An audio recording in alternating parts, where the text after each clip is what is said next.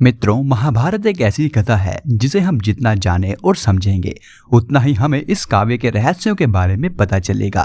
महाभारत में अनगिनत रहस्य हैं, जिनमें से एक रहस्य कर्ण की मृत्यु का रहस्य है, जिसके पीछे का सच जानकर अर्जुन के पांव तले जमीन खिसक गई थी। अगर आप भी उस रहस्य को जानना चाहते हैं तो सबसे पहले वीडियो को लाइक करें और इस वीडियो को अंत तक देखें।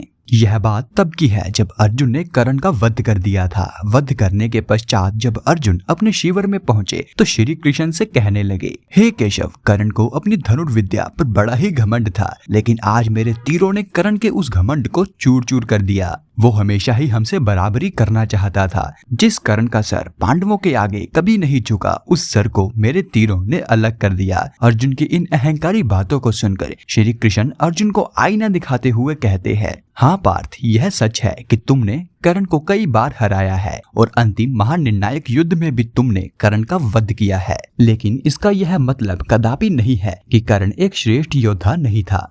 भगवान श्री कृष्ण की यह बात अर्जुन को अच्छी नहीं लगी, तो अर्जुन ने श्री कृष्ण की बात काटते हुए कहा, केशव, क्या आपको लगता है कि मैं सर्वश्रेष्ठ धनुर्धर नहीं हूँ? श्री कृष्ण मंद मंद मुस्कुराते हुए बोले, पार्थ, तुम्हारे बाणों की ही तो वजह से भीष्म पितामह शरशैया पर लेटे थे। इसका मतलब क्या तुम भीष्म पितामह से सर्वश्रेष्ठ हो गए? इस पर अर्जुन बोले, पितामह से तो मैं कभी भी श्रेष्ठ नहीं था, लेकिन कर्ण से मैं अवश्य ही श्रेष्ठ हूँ। लेकिन पता नहीं आप हमेशा ही कर्ण का पक्ष क्यों लेते हैं? केशव, तुम्हें याद है ना, युद्ध में जब भी मेरा और कर्ण का मुकाबला हुआ तो मेरे तीरों के वार से कर्ण का रथ 10 कदम दूर चला गया और कर्ण के बाणों के प्रहार से मेरा रथ केवल 2 कदम ही दूर जा पाया। क्या यह सिद्ध नहीं करता कि मैं अवश्य ही कर्ण से श्रेष्ठ धनुर्धर हूँ? श्री कृष्ण कहते हैं, नहीं पार्थ नहीं, तुम तो मुझे सबसे प्रिय हो। केवल तुम्हें ही तो मैंने अपने दिव्य विराट रूप के दर्शन दिए हैं। तुम्हें तो सब कुछ मालूम है। जी केशव, मैं जानता हूँ कि आप तीनों लोगों के स्वामी हो। तो अर्जुन, तुम यह भी जानते होगे कि मैं स्वयं तीनों लोगों का भार लिए तुम्हारे रथ पर बैठा था, जिसे बड़ा से बड़ा योद्धा भी पीछे नहीं धकेल सकते थे, लेकिन कर्ण ने 2 कदम दूर हमारे रथ को पीछे धकेल दिया था। अब तुम ही निर्णय लो कि किसके बाणों में कितनी शक्ति थी। पार्थ, असलियत में कर्ण तुम्हारा शत्रु नहीं है, बल्कि अहंकार तुम्हारा प्रथम शत्रु है। यह सब सुन अर्जुन ने कहा, रथ को धकेलने की बात एक तरफ, लेकिन अगर मैंने कर्ण का वध नहीं किया तो भला कर्ण का वध किसने किया है केशव?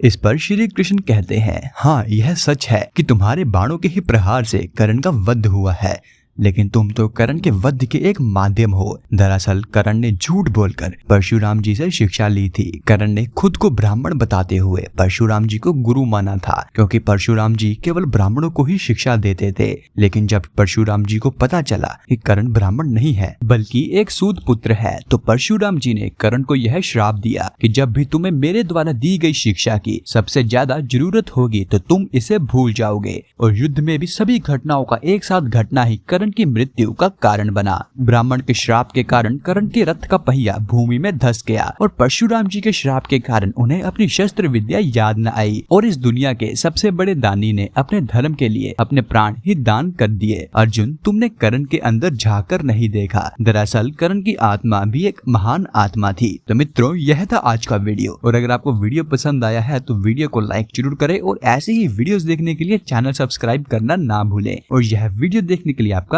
धन्यवाद।